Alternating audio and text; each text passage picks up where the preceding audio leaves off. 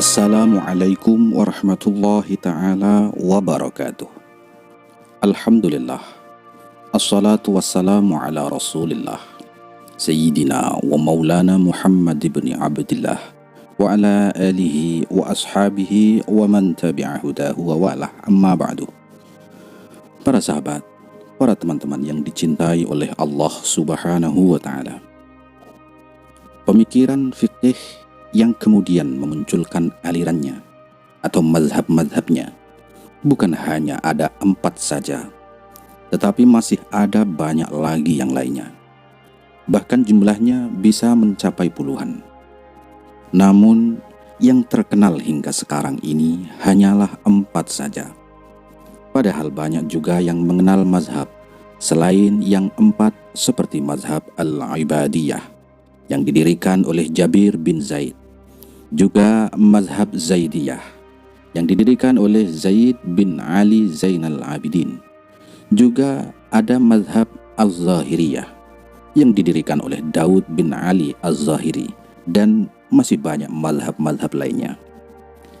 Sedangkan yang dikenal 4 mazhab sekarang ini adalah karena keempatnya merupakan mazhab yang telah terbukti sepanjang zaman yang bisa tetap bertahan, padahal usianya sudah lebih dari 1000 tahun, yaitu Al-Hanafiyah, Al-Malikiyah, Asy-Syafi'iyah, dan Al-Hanabilah. Mereka adalah 4 dari sekian puluh mazhab yang pernah berkembang di masa kejayaan fikih dan mampu bertahan hingga sekarang ini. Di dalamnya terdapat ratusan tokoh ulama ahli yang meneruskan dan melanggengkan mazhab gurunya ini, dan masing-masing memiliki pengikut yang jumlahnya paling besar serta mampu bertahan dalam waktu yang sangat lama. Namun saat ini mulai kembali banyak orang yang mengkaji lebih dalam tentang permasalahan Islam melalui jalur pemikiran fikih Imam Daud Az-Zahiri. Hal ini terjadi karena mazhab Az-Zahiri adalah salah satu di antara mazhab fikih kalangan Ahlus Sunnah wal Jamaah yang didirikan oleh Abu Sulaiman Daud Al-Asfahani Az-Zahiri yang lahir tahun 202 Hijriah di Kufah, Irak, dan wafat di tahun 270 Hijriah di Baghdad. Nama beliau sering disingkat menjadi Daud Az-Zahiri. Oleh sebab itulah, melalui kajian ini, kami ingin mencoba untuk mengkaji secara mendalam dan sistematis tentang fikih Imam Daud Az-Zahiri ini.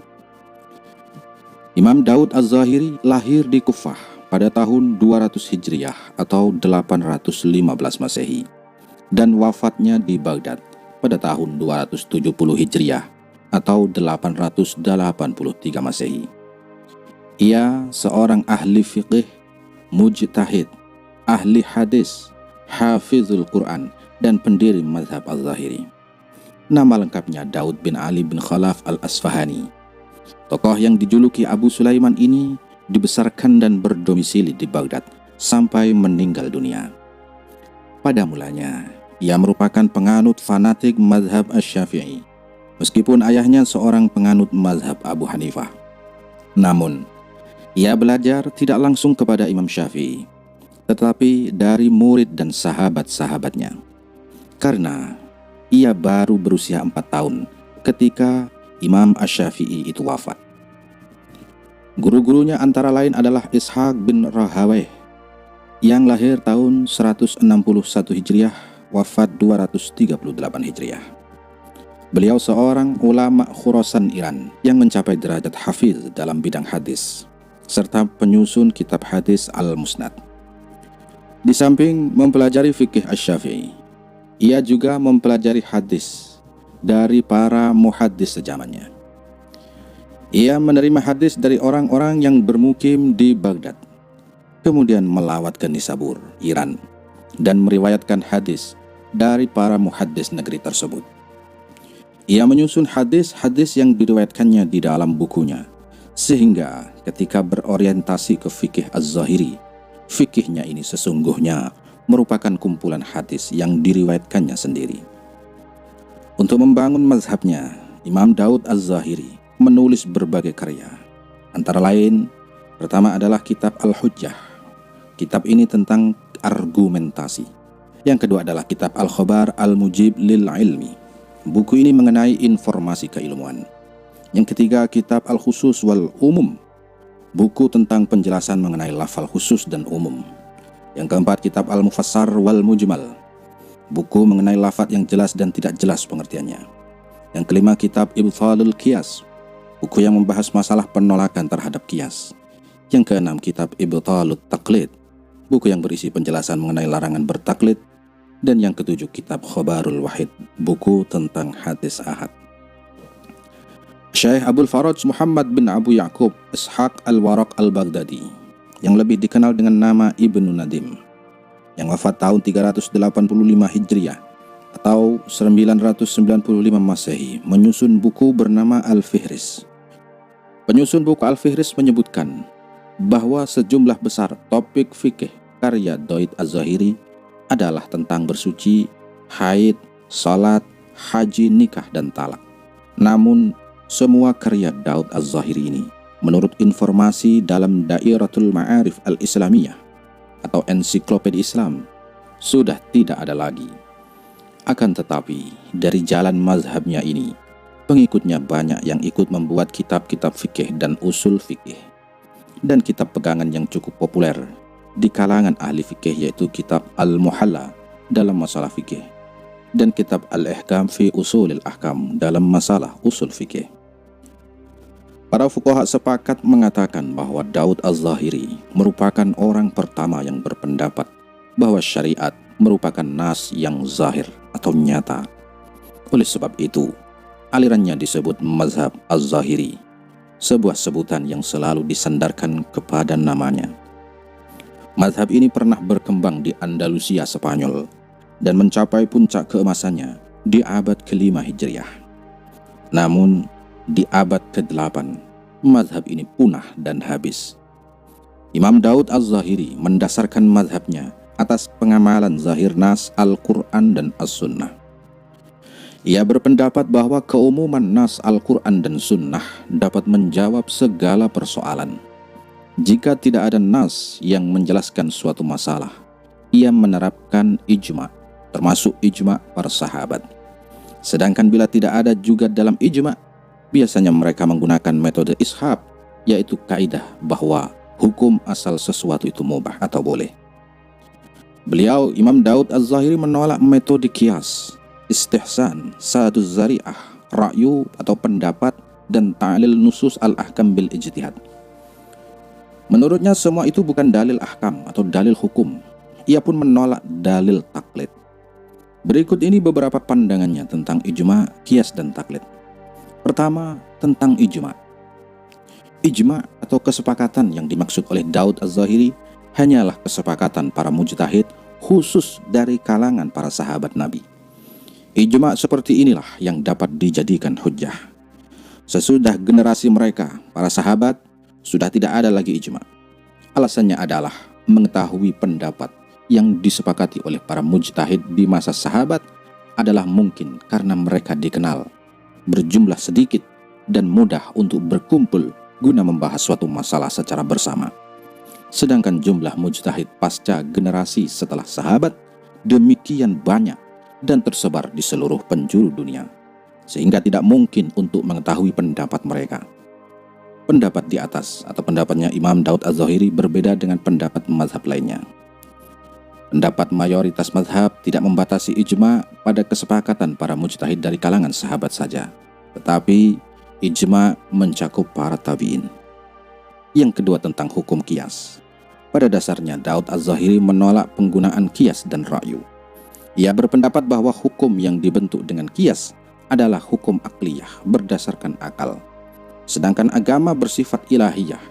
Seandainya agama adalah akliyah, tentu hukum yang berlaku akan berbeda dengan hukum yang dibawa oleh Al-Quran dan As-Sunnah.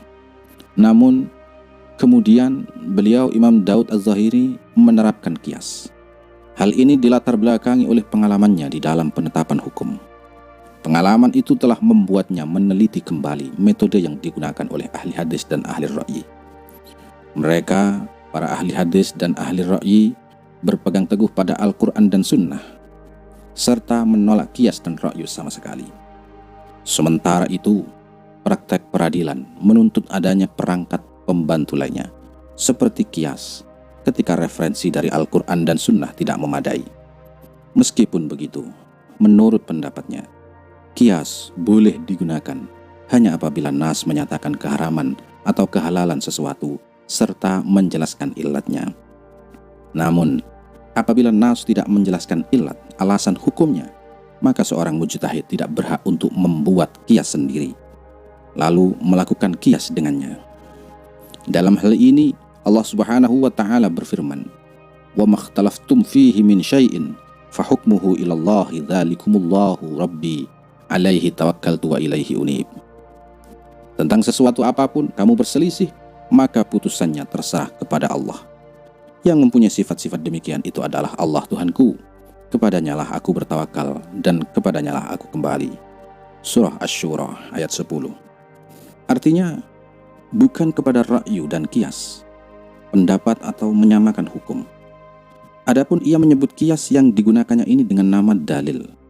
Namun, dalil dalam pandangannya termasuk dalam ruang lingkup al-istidlalul fikih, deduksi dalil fikih yang bersandar pada nas yang jelas, bukan termasuk dalam ruang lingkup kias. Dalam deduksi dalil terdapat banyak teknik. Sebagai contoh, nas mengemukakan dua premis tanpa mengemukakan kesimpulannya. Ada sebuah hadis, setiap yang memabukkan adalah khamr, dan setiap khamr adalah haram. Hadis riwayat Ahmad bin Hanbal dan Abu Dawud dari Ibnu Umar. Nah, kesimpulannya ialah bahwa setiap yang memabukkan itu adalah haram. Nah, hukum ini tidak ditemukan melalui kias, tetapi melalui dilalatul alfad, indikasi lafad, atau seperti diistilahkan oleh para ahli mantik, al-qiyas al-itmari, kias yang menyembunyikan. Nah, teknik lain adalah ta'mimus syart, generalisasi kata kerja syarat. Umpamanya, terdapat nas dari firman Allah Subhanahu wa Ta'ala, "Qul lilladzina kafaru iyyantahu yughfar lahum ma qad salaf wa iyya'udu faqad madat sunnatul awwalin." Katakanlah kepada orang-orang yang kafir itu, jika mereka berhenti dari kekafirannya, niscaya Allah akan mengampuni mereka tentang dosa-dosa mereka yang sudah lalu. Dan jika mereka kembali lagi, sesungguhnya akan berlaku kepada mereka sunnah Allah terhadap orang-orang terdahulu. Nas ini turun berkenaan dengan orang-orang kafir, tetapi hukumnya berlaku bagi setiap orang yang melakukan maksiat. Apabila orang yang melakukan maksiat berhenti dan bertobat dari perbuatannya, maka ia akan mendapatkan ampunan dari Allah Subhanahu wa Ta'ala. Lah, generalisasi ini datang dari zahirnya nas, bukan dari kias. Ketiga, tentang taklid. Imam Daud Az-Zahiri melarang taklid secara mutlak. Orang yang sangat awam pun harus berijtihad. Jika tidak mampu berijtihad, ia harus bertanya kepada orang lain. Akan tetapi, ia baru boleh menerima pendapat orang lain itu jika disertai dengan dalil dari Al-Quran atau As-Sunnah atau ijma' sahabat. Jika orang itu tidak mengemukakan dalilnya, maka ia harus bertanya kepada orang lain lagi. Adapun contoh hasil pendapat atau pemikiran fikihnya Imam Daud Az-Zahiri adalah: pertama, membatasi pengharaman riba pada 6 jenis barang yang disebutkan di dalam hadis Nabi SAW, yaitu emas, perak, jelai, gandum, buah kurma, dan garam. Hanya itulah barang-barang yang mengandung riba. Selain itu tidak. Menurut fuqaha mazhab lain, pengharaman riba terhadap ke-6 jenis ini mempunyai illat, dan karenanya dapat dilakukan kias terhadap barang lain yang mempunyai kesamaan illat dengannya. Daud Az-Zahiri menolak pendapat fuqaha tersebut. Menurutnya, Rasulullah SAW telah membatasi barang-barang yang dapat ditakar, dimakan dan disimpan sebagai makanan pokok pada 4 jenis. Seandainya riba berlaku pada semua barang yang ditimbang atau dimakan, tentu ia akan mengatakan, umpamanya, janganlah kamu menjual barang-barang yang dimakan dengan barang-barang yang dimakan secara riba. Kata-kata ini lebih ringkas dan lebih berfaedah, karena Rasulullah tidak mengatakan demikian, tetapi hanya menyebut ke-4 jenis. Maka pengharaman riba terbatas pada ke-4 jenis tersebut. Contoh pendapat yang kedua, Orang yang dalam keadaan junub dan tidak mempunyai wudhu boleh menyentuh mushaf Al-Quran.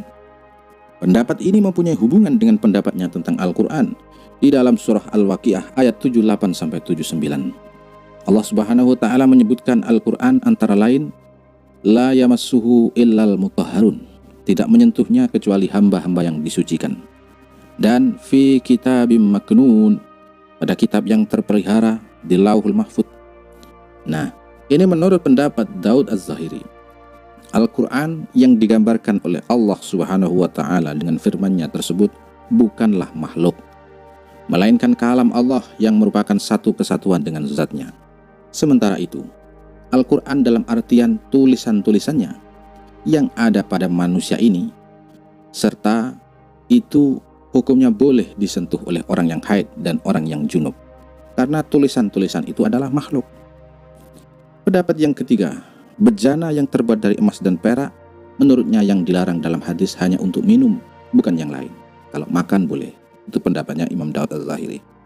Yang keempat, Jumatan hanya bisa dilaksanakan di masjid yang ramai atau di kota. Yang kelima, istri yang kaya wajib memberi nafkah kepada suami yang miskin. Semua itu adalah hasil pemahaman tekstual dari nas hadis. Syekh Wahbah bin Mustafa Az-Zuhaili dalam kitabnya Fikih Islami wa Adillatuh, Damaskus Darul Fikr, juz 1 halaman 56. Madhab Daud Az-Zahiri termasuk dalam golongan Ahlu Sunnah wal Jamaah, sebagaimana diungkapkan dalam kitab Al-Farqu Bainal Firaq. Kitab itu menyebutkan masuk dalam golongan ini Ahlu Sunnah wal Jamaah ialah pembesar-pembesar imam dan kelompok-kelompok mereka yang mayoritas dari beberapa sahabat Imam Malik, Imam Asy-Syafi'i, Imam Auza'i, Imam Sufyan As-Tsauri, dan ahli Az-Zahiriyah, Imam Daud Az-Zahiri. Lihat dalam kitab Al-Farqu Bainal Firaq, karya Syekh Abu Mansur, halaman 20. Nah, hukum bertaklid kepada Daud Az-Zahiri, sekalipun Imam Daud Az-Zahiri ini termasuk dalam mazhab Ahlus Sunnah wal Jamaah dan derajatnya adalah mujtahid mustakil sekelas Imam Malik, Imam Abu Hanifah, Imam Asy-Syafi'i, dan Imam Ahmad bin Hambal. Namun, menurut para ulama, untuk mengikuti atau bertaklid kepadanya, ulama menyepakati tidak diperbolehkan.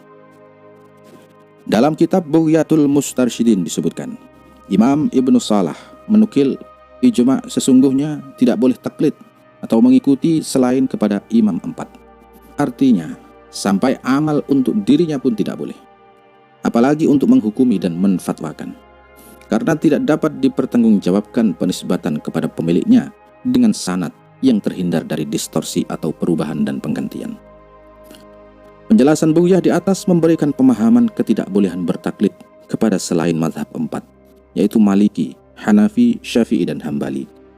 Itu karena tidak terkodifikasinya mazhab tersebut yang mengakibatkan keautentikan dan validitasnya dipertanyakan, atau tidak ada jaminan pendapatnya tidak mengalami distorsi, perubahanlah atau pergantian. Bukan berarti meragukan kredibilitas para imam selain mazhab 4, hanya saja pendapat-pendapat yang tersebar kemudian dinisbatkan kepada mereka itu tidak dapat dipertanggungjawabkan validitasnya. Karena itu, bagi orang yang bersetubuh dari nikah ala mazhab Daud Az-Zahiri, menurut qaul al-mu'tamad, wajib dihukum had dan hubungan yang dilakukannya adalah perzinaan, sebagaimana ini diterangkan oleh Imam Ibnu Hajar Al-Haytami. Imam Ibnu Hajar ditanya, apakah boleh akad nikah tanpa wali dan saksi, mengikuti pendapat Daud Az-Zahiri? Dan ketika dia hubungan badan, apakah terkena hukum had atau tidak? Ibnu Hajar pun menjawab, tidak boleh mengikuti pendapat Daud Az-Zahiri dalam nikah tanpa wali dan saksi. Barang siapa berhubungan badan atas nikah tanpa wali dan saksi, wajib baginya hukum had seperti hukuman bagi pelaku zina sesuai pendapat yang mu'tamad. Lihat Ibnu Hajar Al-Haytami dalam kitabnya Al-Fatawi Al-Fiqhiyah Al-Kubra, juz 4 halaman 105. Sekarang yang jadi pertanyaan, benarkah mazhab Daud Az-Zahiri melegalkan pernikahan tanpa wali dan saksi? Istilah yang beredar, nikah Daud adalah nikah tanpa wali dan saksi, dalam arti pernikahan diam-diam di dalam kamar atau tanpa diketahui orang lain sama sekali. Benarkah demikian? Untuk menguji kebenaran asumsi ini memang tidak mudah. Oleh karena mazhab ini telah hilang sejak abad ke-8 dan tidak terkodifikasi. Sejauh ini, mekanisme nikah ala Dawud Az-Zahiri hanya didapat dari sitiran atau kitab-kitab non-Dawud yang umumnya difahami dengan menikah tanpa wali dan saksi, sebagaimana dijelaskan oleh Ibnu Hajar Al-Haytami dalam Al-Fatawi Al-Fiqhiyah Al-Kubra di atas. Hal itu berbeda dengan keterangan di dalam kitab Al-Mizanul Kubra karya Imam Asy-Sya'rani. Ia mengatakan bahwa nikah ala Dawud ini masih memerlukan wali jika si perempuan masih perawan. Apabila sudah janda, barulah ia bisa nikah tanpa wali dan tanpa saksi. Lihat Al-Mizan Al-Kubra, Asy-Syaikh Wahab As-Sya'rani juz 2 halaman 102. Penjelasan Al-Mizanul Kubra di atas persis yang disampaikan oleh Ibnu Rusyid dalam kitab Bidayatul Mujtahid.